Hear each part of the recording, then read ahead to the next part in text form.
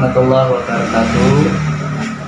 Pada kesempatan malam hari ini, saya bersama media Belantara akan berbagi pengalaman yang waktu pada tahun 1999. Ceritanya 3 orang, saya bersama kawan ada punya niat untuk tirakat ke apa itu namanya daerah Cupang gitu, di Walahar, Ciwaringin.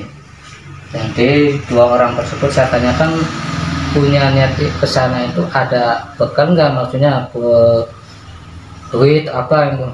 Wah, saya nggak punya. Yang saya ya udah, ini saya punya 60.000. Nah, yang penting asal kalian benar niat mantap, oke, kita siap berangkat. Gimana? Ya boleh, nanti ke mana ke sana? Nanti kita bicarakan di sana dengan Pak Kunciannya atau dengan nanti yang di sana yang di warung itu. Setelah singkat cerita, nyampe di Walahar atau Cupang di Tapak Bonang Sunan Bonang itu Tapak. Dari sana itu kita kan ngobrol dengan tukang warung itu, Bu, permisi, ini mohon maaf kita bertiga ada punya rencana untuk tirakat tapi punya duit cuma 60.000. Saya minta ikhlas ridhonya dari ibu, dan niat saya ini kan sini tirakat puasa selama seminggu, masing-masing punya niat sendiri-sendiri. Nah, dari niat tersebut saya pribadi menghatamkan Quran dalam 1 minggu. Nah, setelah berpikir atau kedua suami istri tersebut komunikasi dan dia itu akhirnya keputusannya deal bahwa 60.000 diterima dengan ikhlas ridho, dengan tinggal balik saling mendoakan semoga warung yang dia kelola itu berkah gitu. Akhirnya kita bertiga sudah diniatkan untuk puasa selama 7 hari.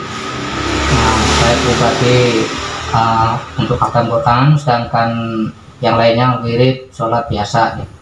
Jadi singkat cerita, dalam 1 hari saya tuh alhamdulillah bisa sampai 2 juz, atau kadang-kadang 2,5 atau 3, ya intinya sampai 7 hari itu pas bisa khatam gitu, alhamdulillah. Cuman ya memang berbagai macam cobaan.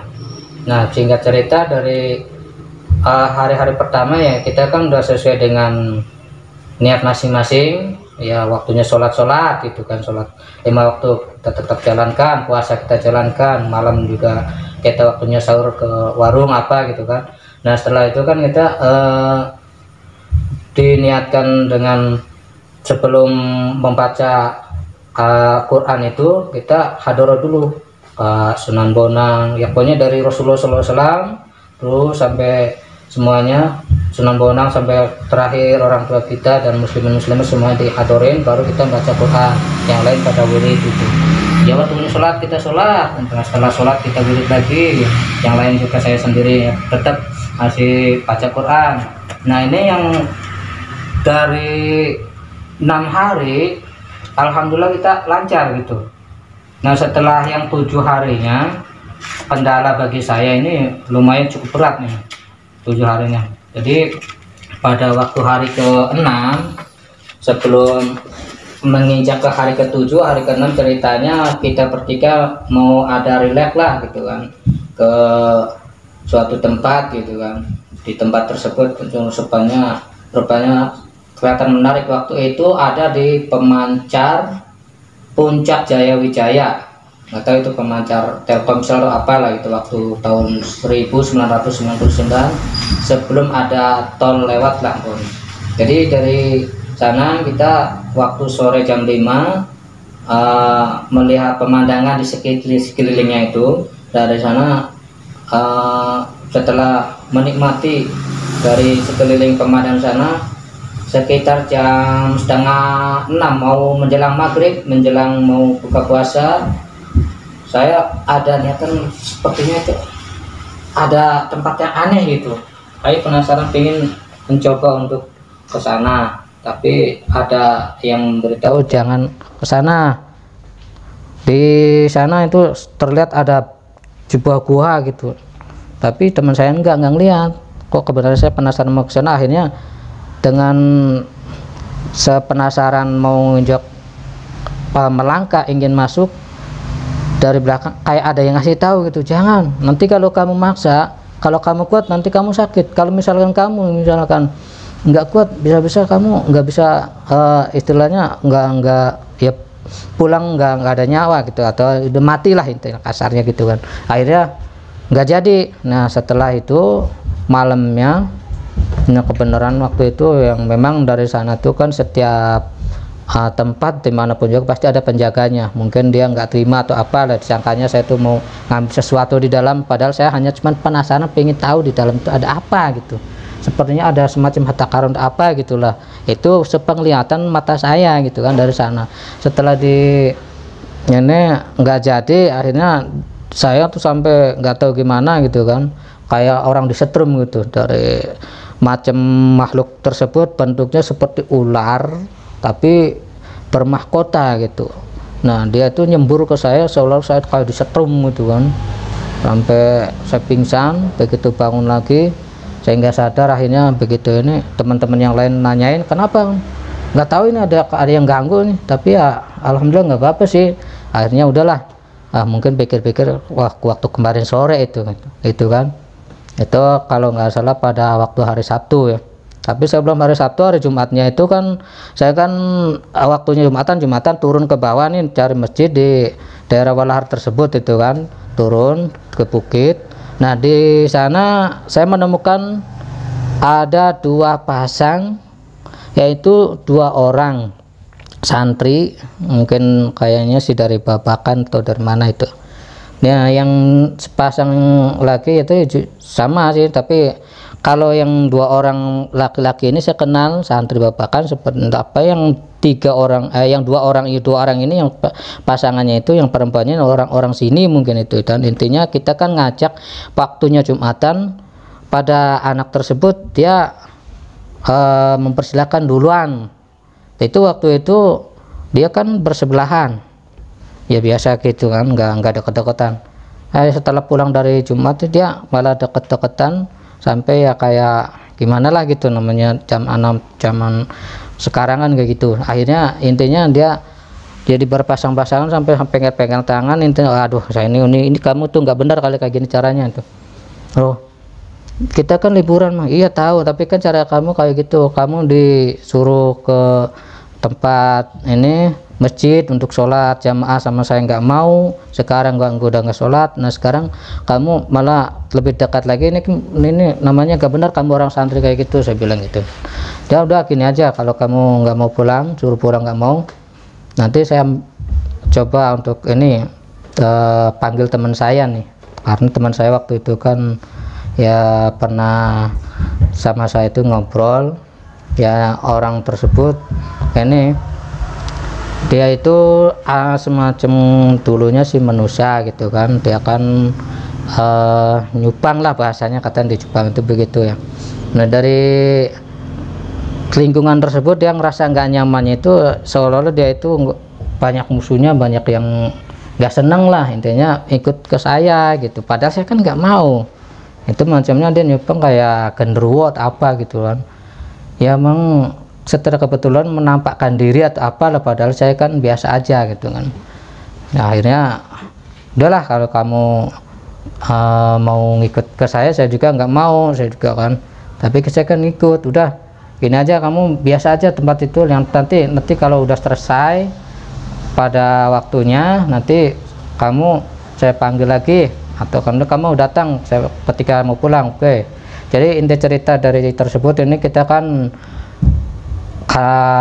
tantangannya itu ya, saya sendiri itu kan pada khatam yang terakhir juz 30 itu mulai dari habis sholat subuh saya baca juz yang 30 tuh ya amma yatasaalun dan seterusnya gitu kan. Wah masya Allah, ini cobaannya luar biasa sekali. Jadi mungkin di sana karena kita kan tiap harinya kan sebelum baca Quran itu kan tawasul dulu, dari kanjeng Nabi sampai semuanya silsilahnya, sampai orang tua sampai mukmin semua saya tawasul semua. sampai wali Allah juga. Akhirnya dari semua sekitar sini nih, makhluk yang waktu zaman itu di sana itu seperti saya itu mata batinnya kayak dibukakan atau gimana gitu kan. Ada yang ganggu saya, dia sekelilingnya itu ada yang ngantemin kepala, ada yang perut sampai perut sakit, sampai kentut terus, kencing terus pengennya tuh.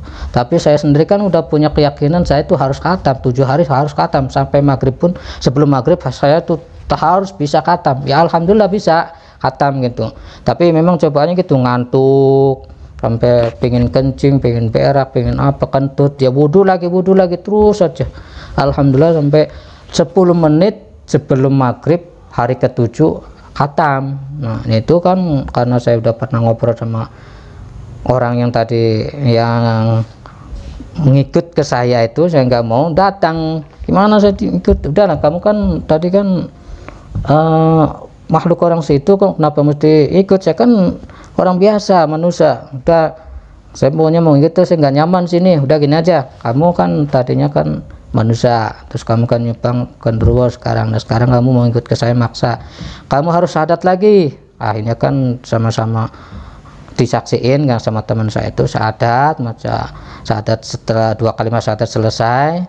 Nah akhirnya udah, nanti kalau ikut boleh, tapi persyaratan kalau kamu ngikut jangan sampai masuk ke rumah keluarga saya di sana, karena nanti pada takut semua. Dan nanti masalah sholatnya gimana? Lah kamu kan waktu dulunya kan bisa sholat apa, sekarang kan tinggal niruin aja nanti yang di musola itu kayak gitu, gimana sholat itu kan gerakannya, bacaannya nanti kamu sendiri tahu lah, dan pasti inget lah. Udah ikutin aja. Nah saya nggak mau ngikutin kamu, nggak mau ngarahin kamu, karena saya udah punya kegiatan sendiri kan. Ya intinya dia itu kan ya mau jamaah gitu kan, cuman jangan sampai kelihatan sama orang-orang lain yang tadi pojok tadi mana, intinya dia itu seperti itu. Jadi sampai sekarang mungkin masih ada lah. Nah disinilah kita, jadi dari intisari cerita saya ini kan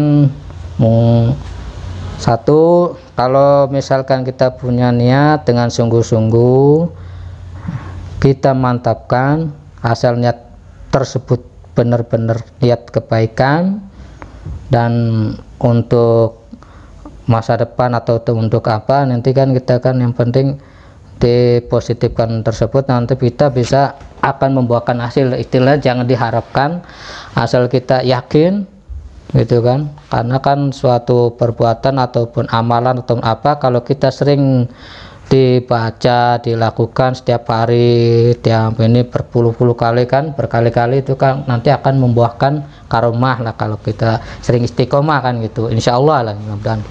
Mohon maaf, mungkin dari saya hanya sekian.